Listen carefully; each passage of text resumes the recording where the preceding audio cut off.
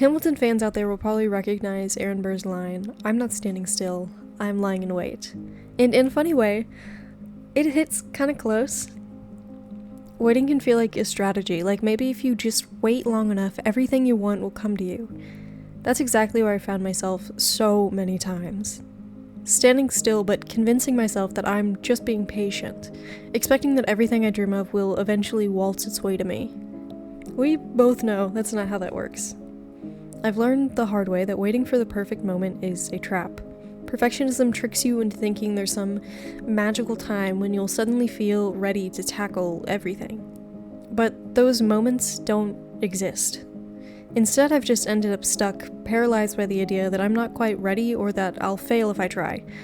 And honestly, I know I'm not alone in this, especially in creative circles.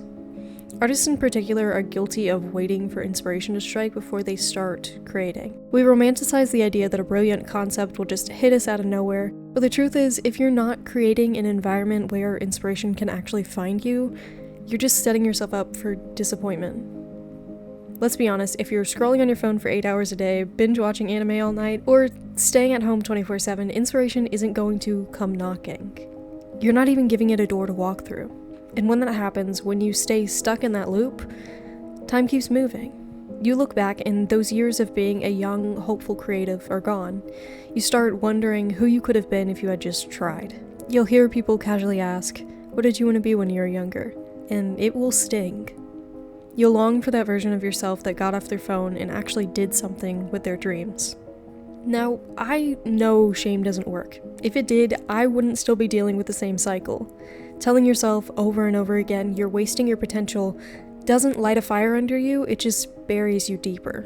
You're already carrying the weight of those what-ifs and the fear of making bad art, being rejected, or worst of all, just being ignored entirely. It's exhausting and it keeps you stuck. You feel guilty for not being productive, but you don't have the motivation to do something, so how are you supposed to do anything? Answer this. Can you draw a line? It doesn't need to be straight, it can be a squiggle, a doodle, a short little dash, or a line that stretches across the whole page, but can you do it? I'm pretty sure the answer is yes, and that's all you need to start. For 1 week, just draw a line every day. That's it. There's power in something so simple. You'll begin to think, it's just one line. It's so easy. It'd be ridiculous if I can't even manage that. And that's where progress happens. That's how momentum begins. An object in motion stays in motion. It's physics, right? But it applies here too. The act of showing up, even for something as small as drawing one line, is what keeps you moving forward. On the flip side, an object at rest, it stays at rest. That's procrastination, stagnation, and feeling stuck. It's the false sense of comfort that's so easy to slip into, but so hard to get out of. Think about how many opportunities are missed out on because it feels easier to do nothing. How many times have you stayed in that comfort zone convincing yourself you'll start tomorrow or when inspiration strikes? Waiting doesn't get you anywhere. Drawing one line, though, that's motion, that's progress. So can you draw a line? If the answer is yes, start there. One line today, another tomorrow, and see where it takes you. Momentum is a powerful thing, and sometimes all it takes is one step or one squiggly little line to move forward. From there, you can step things up by using tools like Line of Action, a website that simplifies the process of finding reference photos. Instead of scrolling endlessly for the perfect image, you get a curated selection of poses with a timer to challenge you. Got a packed schedule? No problem. Set it for 10 minutes and create within that window. It's all about making the most of the time you have. Holding yourself accountable is key, but it doesn't have to be a solo journey. If you have creative friends or even just supportive ones who love what you do, ask them to check in on you. Share your goals with them. Maybe by the end of the week you'll complete 10 portrait sketches. Deadlines work wonders. Pair that with small, manageable habits like setting a timer for 5 minutes a day to focus on your craft. It's those little moments of effort that build into something greater. No doubt taking this kind of action comes with risks. You'll make bad art, you'll receive criticism, and sometimes it will sting. You'll feel awkward and uncomfortable putting yourself out there, but compare that discomfort to a lifelong regret of never giving your dreams an honest try. There's no contest. Imperfect action will always beat no action.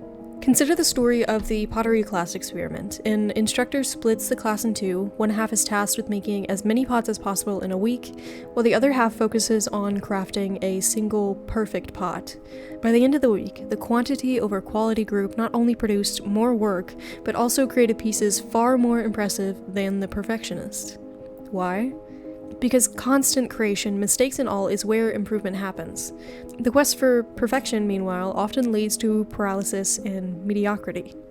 This applies to any form of art. If you spend all your energy obsessing over perfection, you'll never make anything noteworthy. But if you embrace failure and lean into discomfort, you'll find growth and fulfillment as an artist. Remember, the process isn't about avoiding mistakes, it's about learning from them. So let yourself create, stumble, and improve, because the only way to move forward is through action, no matter how messy it may feel.